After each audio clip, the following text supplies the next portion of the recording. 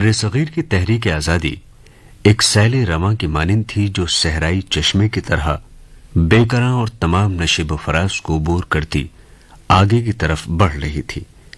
اس کی سرگزشت حادثات کا ایک ایسا دل نشیں مرکب ہے جس کی مثال تاریخ عالم میں مشکل سے ملتی ہے. کہنے کو یہ کرۂ زمین کے ایک بہت ہی محدود علاقے کی جنگ آزادی تھی، لیکن حقیقت یہ ہے کہ اس کے جلوں میں انسانیت اور حلقہ آفاق کے دل کی دھڑکن شامل تھی. یہ صرف ہندوستان کی ہی نہیں بلکہ ایشیا اور افریقہ کے انسانوں کی بیداری کی تحریک تھی، جن کی کامیابی پر ان کے مقدر کا بہت کچھ انحصار تھا. اس حقیقت کو آج کے حالات نے ثابت کر دیا ہے کہ آزادی کی یہ جدوجہد اقوام مشرق کے سوز دروں کی ایک علامت تھی. اس ہمہ گیر تحریک میں بہت سے اہم موڑ اور مرحلے سامنے آئے جنہوں نے تحریک کو نئی حرارت اور توانائی بخشی. انہی کے سہارے یہ برابر آگے بڑھتی رہی. جنگ آزادی کی تاریخ میں سب سے اہم موڑ خلافت تحریک ہے، جس نے جنگ آزادی کو نئی جہت اور نئی قوت دی. اسی تحریک نے ہماری جدوجہد آزادی کو عالمی بیداری کا ایک مفید حصہ بنایا اور اس لڑائی کو سرزمین وطن کے محاذ سے نکال کر بہت دور ایشیا اور افریقہ کی مغربی سرحدوں تک پہنچا دیا، جہاں برطانوی سامراجی نظام کی چیرہدستیاں انسانیت کا بدنما داغ بن گئی تھیں. خلافت تحریک کا یہ کارنامہ تاریخ کا انمٹ نقش ہے، اس لیے اس تحریک کو صرف بر صغیر کی سیاسی و تہذیبی تاریخ کے پس منظر ہی میں رکھ کر نہیں دیکھنا چاہیے. یہ تحریک دراصل مغرب کے نو آبادیاتی نظام کے خلاف حریت پسند انسانوں کی ایک جماعت تھی جو انسانیت کے استحصال اور استعماری طاقتوں سے نبردآزمہ تھی.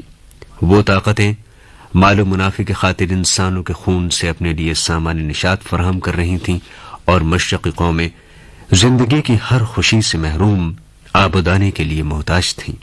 اس تحریک کا ایک سلسلہ ماضی کے ان رشتوں سے استوار ہے جو انگریزی شہنشاہیت کے تحت تخت و تاج کی بنیاد کو اکھاڑ پھینکنے کے لیے میدان جہاد میں برسر پیکار تھی.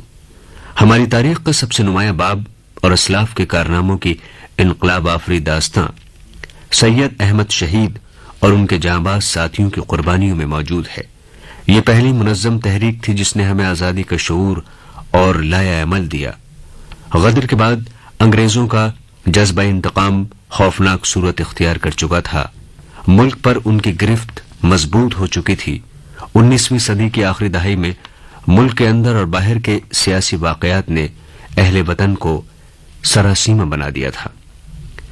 سن 1896 میں مغرب کی دوسری طاقتوں کی شہ پا کر یونان نے ترکی پر حملہ کر دیا. ہندوستانی مسلمانوں کے جذبات دفتن بھڑک اٹھے. آزادی کی تحریک قدم بقدم آگے بڑھ رہی تھی. دوسری طرف جمال الدین افغانی کی تحریک ایک نئی فکر کی نشاندہی کر رہی تھی. ان کی تحریک کے دو نمایاں مقاصد تھے: انگریزوں کی غلامی سے آزادی اور مسلم ریاستوں کے درمیان اخوت کی پرورش. اس تحریک کے اثرات کو یہاں کے در و دیوار بھی محسوس کر رہے تھے. 20ویں صدی کی دوسری دہائی کے شروع میں عالمی سیاست میں آتش فشاں پھوٹ پڑے. طرابلس، ترکی اور بلقان پر مغربی طاقتوں کے پے در پے حملوں سے وہاں کی زمین لالہزار بن گئی.